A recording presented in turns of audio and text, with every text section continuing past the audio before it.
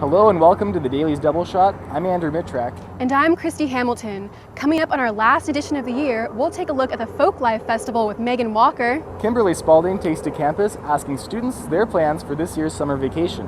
Lauren Lemieux sits down with UW softball player Bailey Stenson. Laura O'Neill-Dunn takes a behind-the-scenes look at the new play, A UW's Night's Dream. And we take a look at the graduation video to be played at this year's commencement ceremony. Then finally, we take a nostalgic look back at our favorite moments of this school year. All coming up on the Daily's Double Shot. Ooh,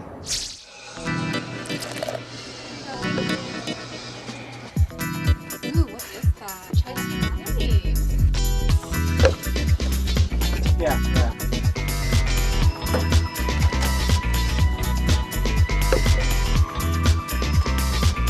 I'll see you there. Okay.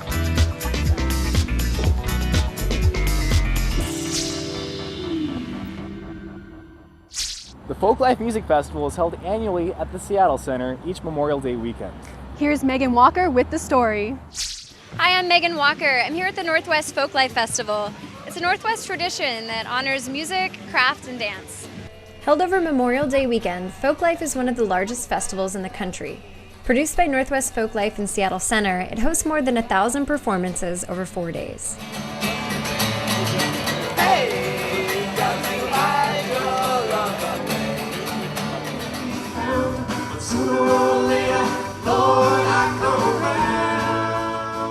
The festival's been going on at Seattle Center since 1972, which makes this our 39th year. And unfortunately, the weather isn't cooperating as much as we would like it to, but we're having a great time and crowds are still showing up. Seattle's a wonderful city to play, and I'm just very impressed by the number of people coming out even on these rainy days. It's good music, it's a great music town. Thrilled to be able to play here. We were inside at the center building and watched a group out of Bellingham doing African music with lots of drums and I don't know what those little things are that they hit with the wood. We usually try and pair local and emerging artists with national touring artists, so there's sort of like a sharing there between folks who are coming up and maybe doing more experimental things with folks who are more established and sort of know the ropes, and so they can sort of learn from each other that way. Sort of fits in with our model of all ages. We're not a teen center in the sense of just catering to young folks. We want young folks and older folks to interact and learn from each other. I like that I can bring my dog here and we can just walk around and he can try and eat scraps off the ground. So I knew it was raining too, so I wanted to come down and sort of be here even though it's not the best weather. Because it is a free festival, free for the public to attend, we are very weather dependent. So when we have years like this, we do take a bit of a hit, but it is something that we've been around for 39 years, and I refuse to believe that every single Memorial Day weekend has been beautiful for the past 39 years. So we are incredibly resilient, and I think the public is incredibly supportive. I was at sort of a family band concert and I saw two little kids doing fiddle and clogging and singing original songs, and then the whole family was up there, and I guess it's just kind of inspiring to come down here and see all these people doing interesting things of all ages. And I think the thing that sets Folklife apart from the other festivals that happen in Seattle is that we really are a community effort. We have about 1,000 volunteers and 6,000 total performers that come together and help. We have a very small staff, so we do rely entirely on the community to make this festival happen. And if it weren't for the performers and if it weren't for the volunteers, we really wouldn't have a festival. This is Megan Walker reporting from the Daily's Double Shot at the 39th Annual Folklife Festival. Up next, Kimberly Spalding talks to students about their upcoming summer break. As the school year comes to a close, the first thing on our minds is summer. So we're going to go around campus today and see what everyone's plans are for summer vacation. What are you guys' summer plans this year? I'm going over to Reno and shadowing physician there. I'm actually going to Hawaii for a month or so to hang out with my family. Going back to Hawaii for a couple days, and I'm going to come back for summer school. I'm going to look for a job. I'm going to go back home to Hawaii, and I'm going to surf, get a tan. My summer is all about making music, networking, meeting cool people, etc., etc. I'm taking summer classes at PSU, so not that exciting. Be finishing up my dissertation, hopefully graduating. I'm touring with my friend's band across the United States. Very cool. What band is it? Plug-in stereo. That sounds cool. What's been your favorite summer ever in all your past summers? I don't know, I feel like in the past I haven't been doing much. Every summer I just sort of wasted my time. So this summer I'm gonna, just spend every second working on myself and see some improvements. Hopefully when I get back here, everybody will be like, damn, that's a big change.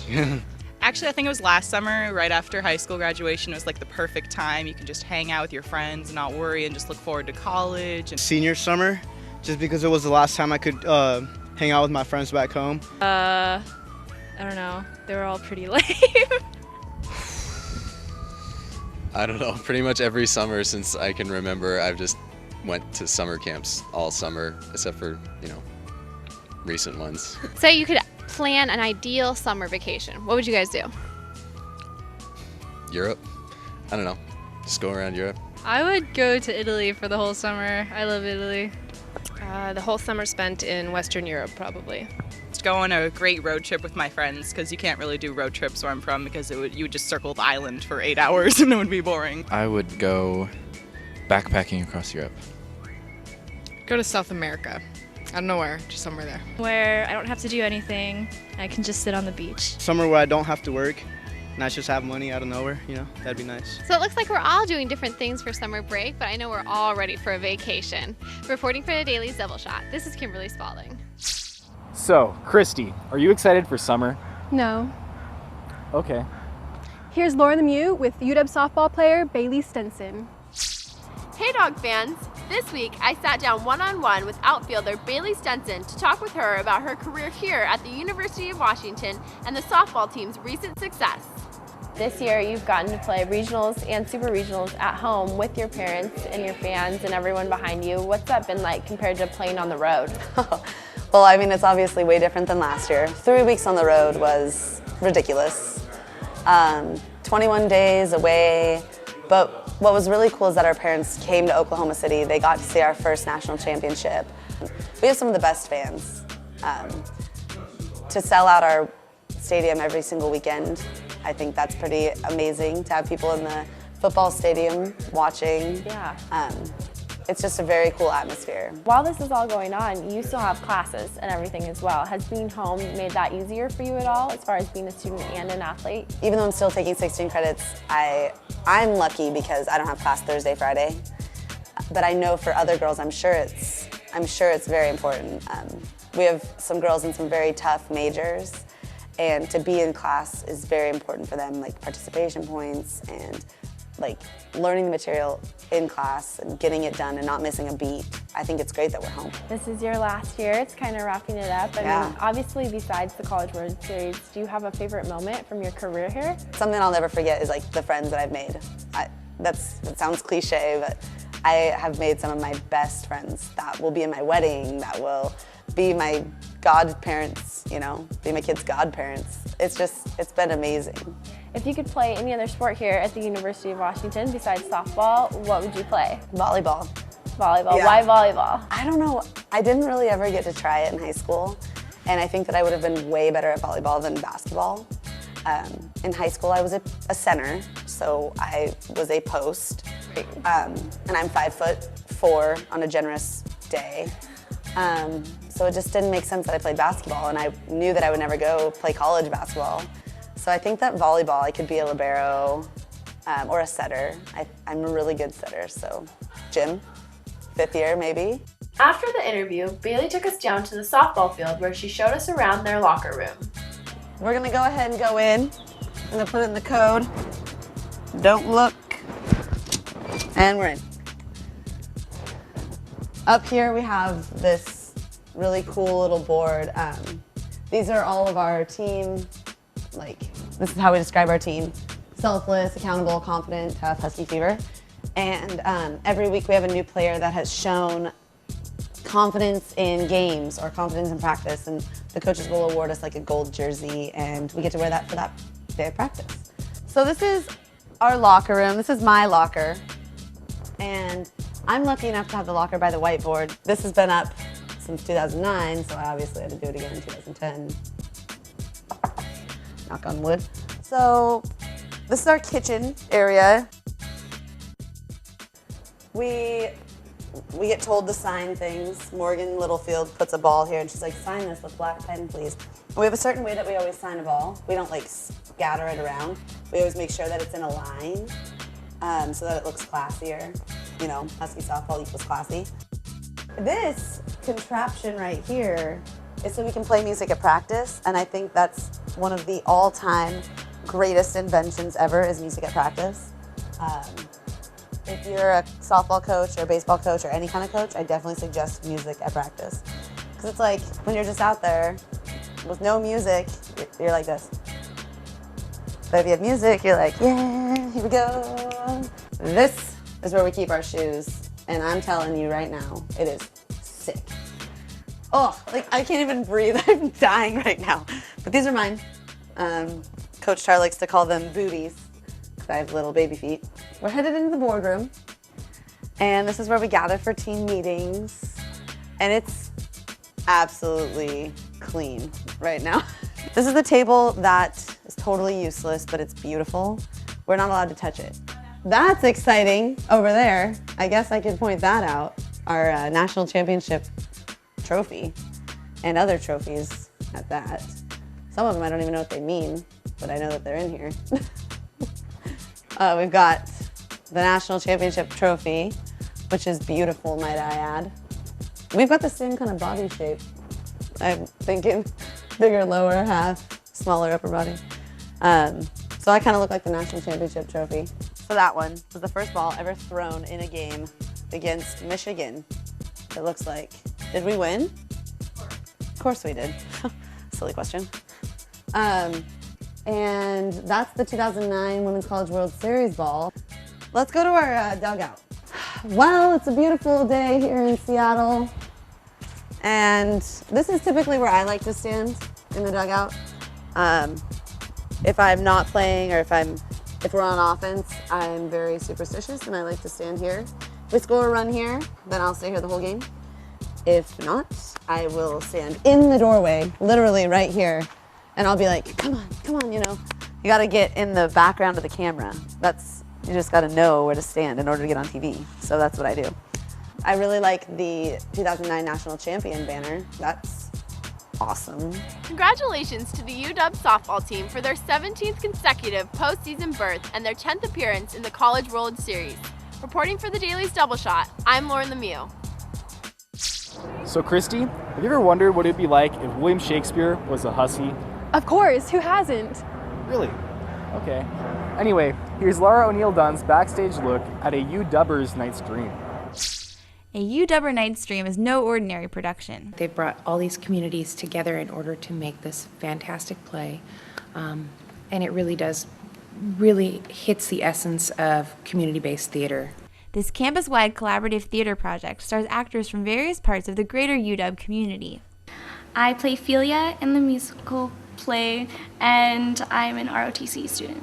I play the role of Tiffany, and I am a drama major and also a returning student. I'm the Dean and Vice Provost of Undergraduate Academic Affairs here at the University of Washington, and I play Tacoma. I play Devotion, who's a lab tech, and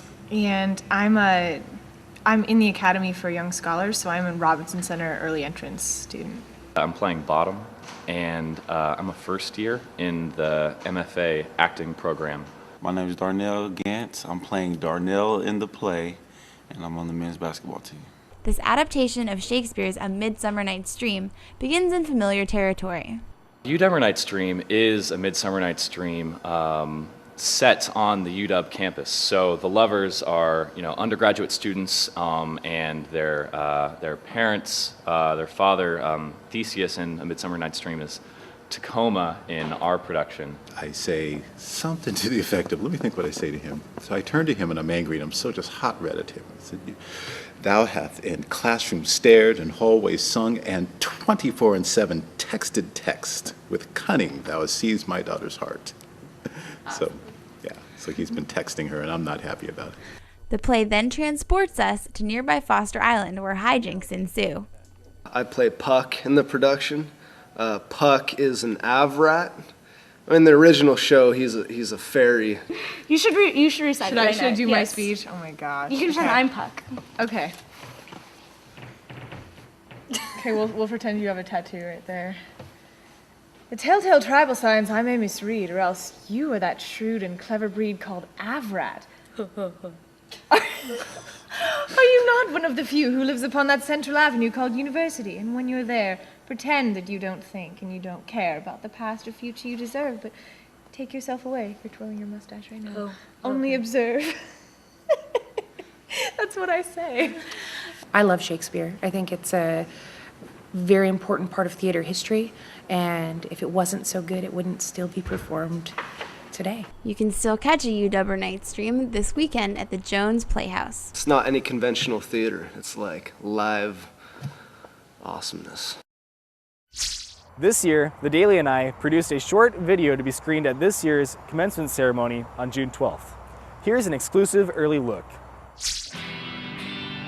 The best part about the UW in terms of my memories were things that were outside of the classroom. Freshman year, seeing Blue Scholars on the hub lawn, and then senior year, playing Blue Scholars on the hub lawn was really awesome. The opening for them this year has been like the apex, the height. So far, now there are new goals, but probably my favorite memory. Something I did take advantage for sure was studying abroad. And last year I spent the entire year abroad. I started the summer in Cairo in Egypt, and then went to France, and then studied with a graduate program in Ottawa, Canada. So I really had really good experiences there. I mean, I never thought I'd be writing for the school paper, but I'm really glad I did. It was really rewarding. Dog Days has been good, consistently pretty good. Everyone's just outside enjoying the sun. There's concerts, food, and it's something where whether you're a freshman or an upperclassman, you're gonna meet and mingle. It's the best of what UW has to offer as far as the campus and the community. I really like sporting events. Football, always fun. I mean, you're surrounded with tons of other Husky fans. Everyone wears their Husky gear, they have tattoos on their face. It makes me really proud to be a Husky when I go to games like that. I think it's been really interesting watching the football team over the past 4 years. The USC football game when we won, yeah, go Dogs. Seeing that game and shouting for our players, that's the UW experience. How has UW changed me? That is a big question. I've seen myself change from a student into an adult. UW's provided me with a lot of opportunities to try and answer that question of, you know, what am I interested in doing? I've changed in many, many ways. I look at myself now and sometimes I don't recognize myself. The intention of UW is obviously to give you a good career path, but I think it's also given me a good path on knowing who I am and what I'm capable of. It's really set me up nicely for finding my place, really. To be graduating, it's scary. You see 4 years go by so quickly. I can't believe it. It's really hitting me hard, actually. It feels really great, actually. I know most people are like, oh my God, I don't know what I'm gonna do. It's terrifying. It's getting scarier every day, but yeah, I mean, there's no but. I'm scared. I'm really scared. On one hand, it is scary, but on the other hand, I feel like I'm free to do whatever I want. I feel excited. I'm definitely happy because all the hard work has paid off. I know my parents will be very proud of me as well. I think mostly I'm grateful. I wouldn't have been able to do this without my family and their financial and emotional support. It's hard for me to imagine leaving UW and not, constantly being surrounded by lots of friends. I will miss all the friends I made freshman year. And every other year, but mostly the friends I made freshman year in Lander 3. I hope they don't see that. I'm really gonna miss it. I feel like I finally found my niche. I really found my friends, and I love the professors here, and I found my department, and I don't want to leave it. They're my family, and I guess it's the end of an era. I definitely feel like my time here has made an impact on me, but that I've been able to leave an impact on the university. It's not the end here at UW. I think that my involvement will continue. I'll always be a Husky and I'll always come back to the campus. So really, I'm not really leaving. I'm so happy that I came here. I can't express enough that my experiences here were ones that were totally invaluable to me.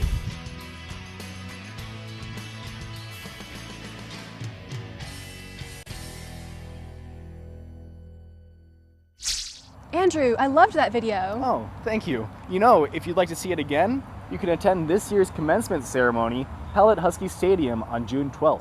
I'll be there. Oh, you should be.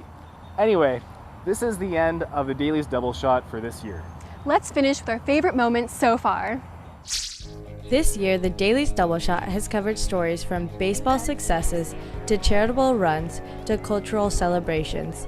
And this week, we bring you all of the highlights. My name is Tarek Walmsley, and today we're in search of the best Euro on the Ave. At Claws Out, it didn't matter who you were. If you could dance, you were in. Hello everyone, and welcome to the first ever installment of The Good, the Bad, and the Rad. My name is Lara O'Neill Dunn. I'll be your host as we sort the news into the most basic of categories: good, bad, and sometimes totally rad. UW scientists and researchers showcase their work by creating interactive exhibits, all geared toward making science more accessible to the public. I'm Megan Walker. Thanks for checking out Pause on Science with me today. The Hub as we know it is about to close its doors. We talk to students and staff about their favorite Hub memories. Hey there, dog fans! Today we'll talk with sophomore golfer Sedina Parks about playing for the University of Washington.